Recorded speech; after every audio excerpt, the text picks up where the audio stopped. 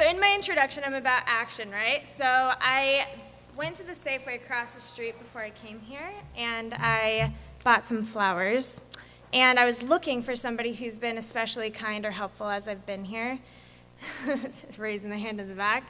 And I actually am going to give them to Sasha over here. She has been helping all of us. So I understand her struggles. She was given the task of AV and setting up technology, which is stressful because everyone has a different way of doing things. So thank you for your help. As Vlad said in the beginning, he was excited to be here because some of his heroes are in the room. And I feel the same way because all of you are here. I think that youth have an amazing potential to change the world, and all of you are my heroes. So I want to start with a question. Now that your hands are ready, raise your hand if you've ever felt like as a teenager, or teenagers just in general, get a bad rap for maybe being rebellious, troublemakers, people underestimate your potential. Great, hands down. So I felt the same way growing up. And 2 nights ago I was watching a movie, and the quote at the end of the movie reminded me of this, and it also reminded me of why I do what I do now. So the quote was from the movie Jobs. If you haven't seen it, it's about Steve Jobs. Ashton Kutcher plays him, and the founder of Apple. I'm sure you all know this. So the quote at the end of the movie, I have it here in front of me. So he says, "Here's to the crazy ones, the misfits, the rebels, the troublemakers, the round pegs and the square holes, the ones who see things differently. They're not fond of rules, and they have no respect for the status quo. You can quote them, disagree with them, glorify or vilify them, but the only thing you can't do is ignore them. Because they change things. They push the human race forward.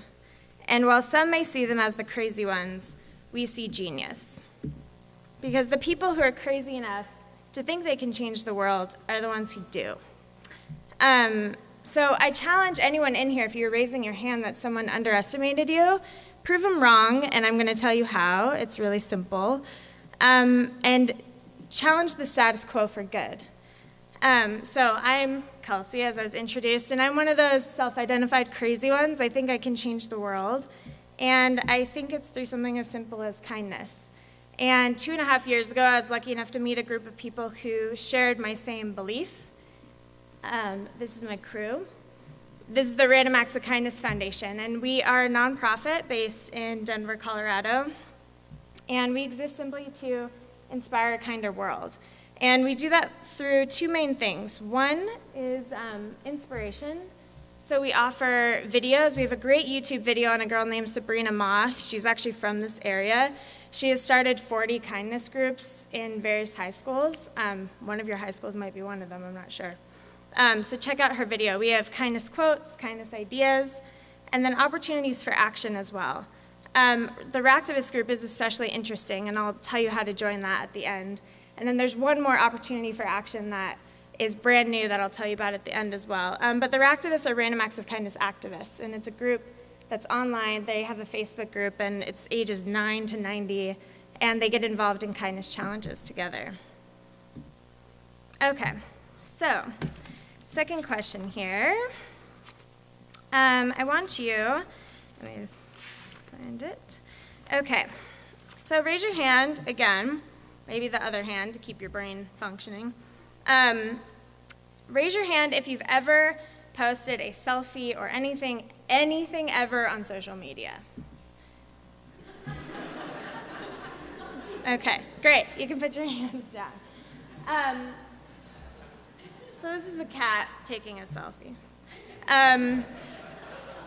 So last time I'll ask you to raise your hand. How many of you, after you post something, think, okay, immediately after you post it, you're checking your phone every 30 seconds trying to see how many people like it? That's a difficult thing. It's weird to raise your hand for that, but I think we all probably do it. Because it's weird to think that we want social acceptance and we want people to like us, right? But it's true. And someone liking your photo is like they accept you. And this piece is not a bad thing. It's just an element of what it means to be a human. And this element is what I actually think is why kindness is so powerful. So the element's this drive to belong, or this motivation to affiliate with others, be socially accepted, right? So this drive to belong, I think, is where kindness can come in and really make a difference. So way back when, there weren't photos, so this is the best I could do. There was this idea that why we have this drive to belong is this need to actually survive. You had to be part of a group to ensure your survival. It was this hunter-gatherer society, and the more that you teamed up with people, the better your odds were. Well, even though we've evolved socially, our brains maybe are still stuck there, and this drive to belong we can get stuck in. So maybe the drive to belong feels more like this nowadays. So maybe this feels more like you show up to school early and the bell hasn't rang yet, and who do I stand with and talk to? I have no one to eat lunch with. Am I going to get picked for this sports team, right? Various elements, it comes up. And the thing about this is it starts to evoke a fear in us. If we feel like we're not going to belong, we start to get fearful. And that's okay, but the thing about that is when we get fearful, we start to go inward, and we start to do this thing of self-preservation. And we start to get selfish in the sense of we're really focused here and not so much focused out here. And so when we get selfish, it's really difficult to be selfless and to be compassionate and to be kind and empathetic because we're just really focused on, like, how am I going to get through today? So again, this is where kindness comes in, and I'm going to tell you why it's so powerful. So if you can't tell, I like cats. I have two weird ones at home. So let's take the simplest act of kindness, smiling at somebody, right? So imagine you walk into a room of a bunch of people you don't know, and they all have their backs turned to you. And you walk in, and two people turn around and look at you, and then they just look at you and go back to what they're doing, right? So this drive to belong thing comes in of like, okay, no one cares that I'm here. Who am I going to talk to? Where am I going to stand? Now, imagine that same group if those two people who turned and looked at you smiled at you. Something so simple, the smallest act of kindness that we can all do. You instantly feel like, I belong. You know, someone cares that I'm here. And what's interesting, I think, about this, and I don't know if there's really studies that have been done on kindness and belonging, but I know there's some scientists in the room, so if you want to team up, let me know. The interesting thing is, in that exchange, not only did you feel the person who received the kindness, not only do they feel like they belong, but now that you just connected with somebody, you feel like you belong, right? So there's this exchange that happens there. And there are studies to prove that kindness increases your sense of well-being, it decreases depression, and I think it may be linked to this. I'm going to go through these just for the sake of time. So what can you do? There's three things you can do. And before I go into that, I want to say one more thing about belonging.